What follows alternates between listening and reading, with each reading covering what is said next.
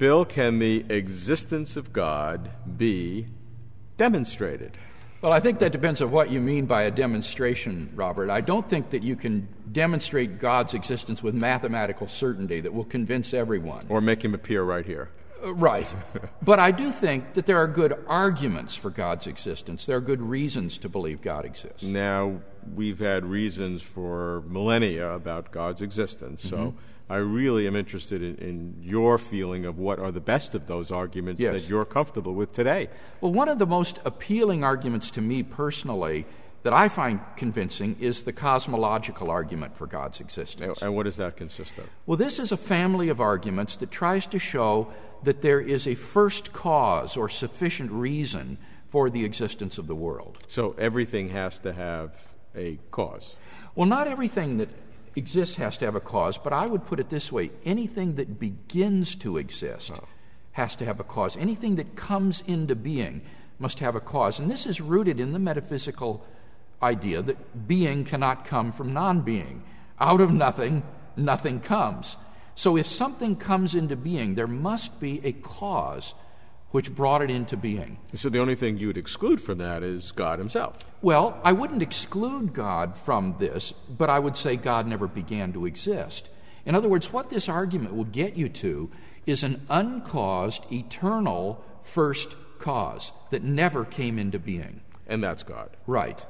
Okay. And so the key premise here will be to demonstrate that the universe began to exist, because if the universe began to exist, then it follows logically that the universe has a cause. And that's the cosmological argument. What else? Well, there are other versions of the cosmological argument that don't depend on the universe having a beginning. For example, the great German philosopher Leibniz asked the question, why is there something rather than nothing? And I think probably all of us have wondered about the mystery of existence. Why is there anything at all? And doesn't there need to be some sort of an ultimate explanation of reality? And I think that that's a very plausible principle, that everything that exists has to have some kind of explanation for why it exists until you get to an absolutely necessary being which is self-existent and not explained by anything outside of itself. Well, people would argue that there are brute facts, which means it's there and you can't explain it. I think that there may be brute facts, but I don't think that there are any brute things, that concrete objects, things that actually exist, don't just do so without an explanation. Things that are real, that actually exist, have their explanation in causes that produce them. Or if you're talking about abstract things like numbers and so forth, they exist by a necessity of their own nature. All right, so we have the cosmological argument has a sufficient cause and you need a beginning. Yes.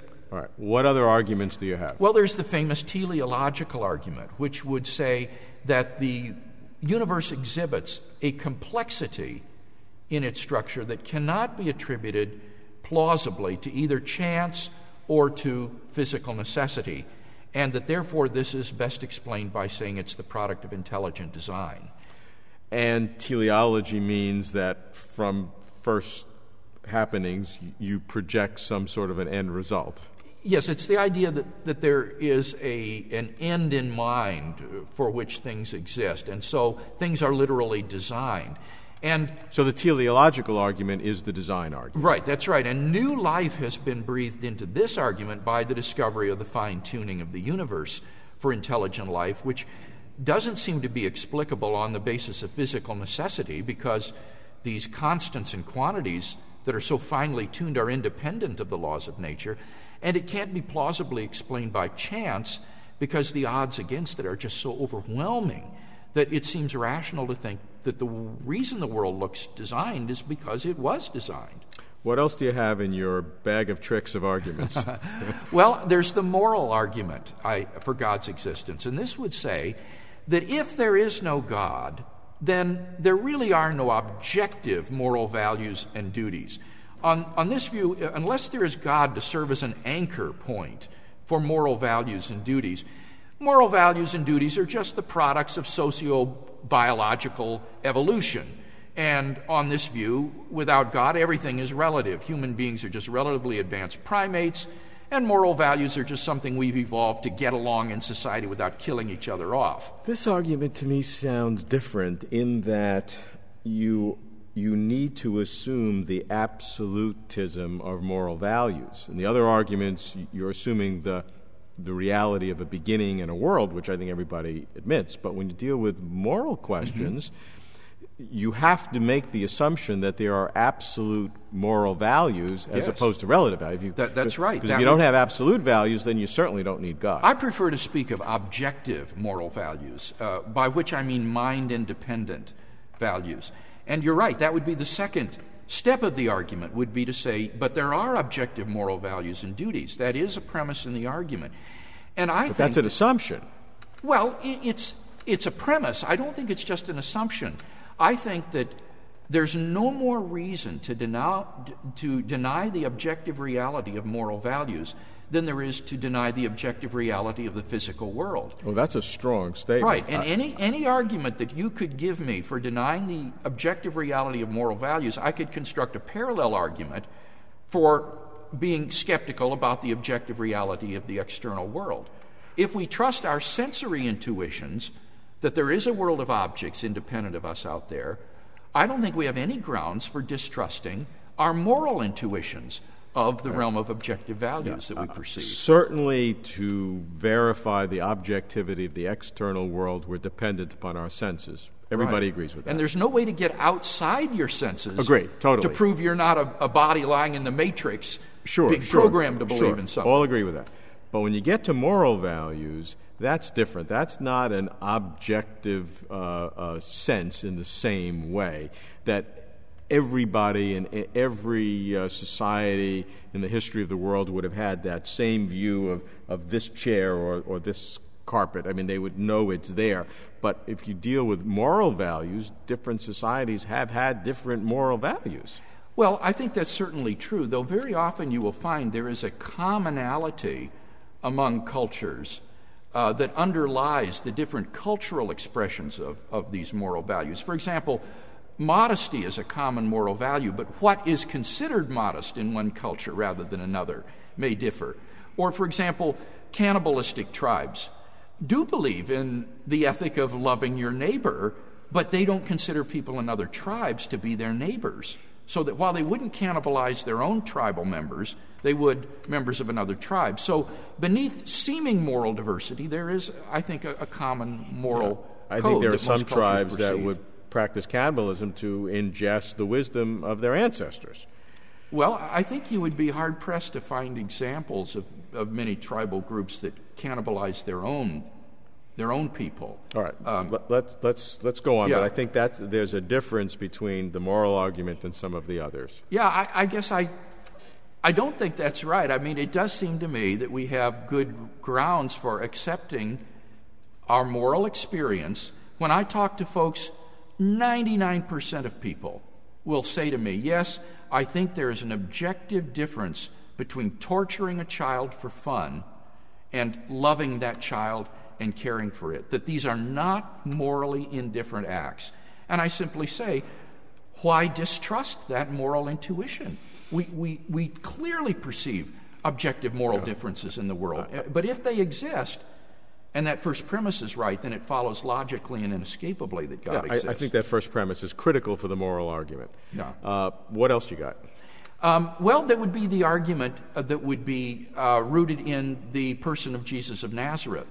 I don't think that any historian who is a purely naturalistic historian can give a plausible account of events like the death and resurrection of Jesus. I think we have here, in essence, a kind of argument from miracles for the existence of God. It may surprise most people, but the fact is that there is a majority of New Testament biblical critics who have come to believe that part of the portrait of the historical Jesus that is established by an examination of the evidence is that after his death, Jesus was buried in a tomb by a Jewish Sanhedrist named Joseph of Arimathea, that on the first day of the week following his crucifixion, that tomb was found empty by a group of his women followers, that thereafter various individuals and groups of people experienced appearances of Jesus alive after his death, and that the original disciples suddenly and sincerely came to believe that Jesus was risen from the dead, despite having every predisposition to the contrary. Now, those are the generally, not unanimously, but generally agreed facts. And the question is, how do you best explain them? Well, I don't know of any naturalistic hypothesis that can explain those facts without bruising them. I think that the best explanation is the one the disciples gave, and that was God raised Jesus from the dead, and that entails that God exists. I would think that's a rather lengthy set of premises to get to your conclusion, but I will leave that for you and go on to the next one. Well, the next one would be the ontological argument. And this is the argument that the very concept of God, properly understood, implies that God exists. And the idea here is that God is a maximally great being. He is the greatest conceivable being by definition. But a greatest conceivable being would have necessary existence. He would be omniscient, omnipotent, morally perfect in every possible world. And really existing. Well, yes, in every possible world. And since this is a possible world, it follows that God must exist in this world, and therefore he exists. And I think that this argument is a sound argument for God's existence. How about arguments that are personal, that you can't convince anybody else of, but that you feel? Yeah. I know people have them because many people talk about it, but are those philosophically legitimate? Oh, absolutely. I would say that my belief in the existence of God is ultimately not rooted in these arguments. These arguments provide confirmation or reinforcement for my belief that God exists. But my belief that God exists is rooted in my personal experience of God. He's a living reality in my life and has been ever since I became a Christian as a teenager. And I think that's perfectly defensible. We spoke a moment ago about our knowledge of the external world. There's no way to prove that the external world exists. There's no way to prove you're not a brain in a vat of chemicals wired up with electrodes to think that we're here in this room having this conversation. Similarly, there's no way to prove that the past is real, that everything wasn't created 5 minutes ago with built-in memory traces and appearances of age. These are what philosophers call properly basic beliefs. They lie at the foundations of our system of beliefs. Now, these beliefs aren't arbitrary. They're rooted in experience, my experience of seeing and feeling and smelling objects and remembering the past and so forth. So these beliefs are grounded in experience, but they're properly basic beliefs to my foundational system of beliefs. And I would say similarly, the belief that God exists is, for those who experience him, a properly basic belief rooted in the experience of God himself. And in the absence of some overwhelming defeater or objection to belief in God, the believer is perfectly rational to accept that God exists, just as we are perfectly rational to believe in the external world or the reality of the past. Well, most people's internal feelings about things are acculturated because of society or family or experiences or psychological benefits or problems that people have had.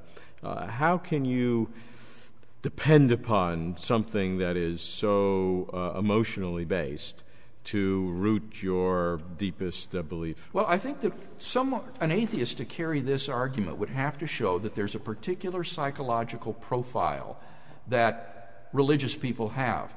And that just has never been demonstrated throughout the world. There isn't any sort of particular psychological profile that religious believers exhibit. They come from all sorts of backgrounds, all sorts of belief systems, all sorts of emotional and cultural upbringing. And so I think it would be very hard for the unbeliever to try to show that this experience of God is spurious or non-veridical. But what you're saying, though, demonstrates that all these different expressions of people's belief are vastly different kinds of gods and religions and systems and doctrines and all this mished together. But you're pointing to some core commonality among all these superficial differences that somehow proves an existence of God, yet the God that those are all related to are all different. Well, no, I wasn't appealing to that. I was thinking of people who believe in a traditional theistic concept of God, that they don't exhibit any sort of psychological profile. Freud attempted to do this by saying that it's the projection of a sort of father figure on the heavens due to an Oedipal complex. And that's been, I think, completely evacuated of any plausibility. So I wasn't speaking of pantheistic concepts of God or other concepts of God. That's an entirely different question. What I meant was that believers in the traditional concept of a monotheistic God don't exhibit any commonality in terms of their psychological upbringing or culture or profile that would lead us to think that you can say this is non-veridical. And you, as a real individual, will rely upon that more than all the other arguments from science or philosophy. Yeah, I would. I think that the experience of God, for him who has it, is a self-authenticating experience. It's something that's so real that it overwhelms the defeaters which are brought against it.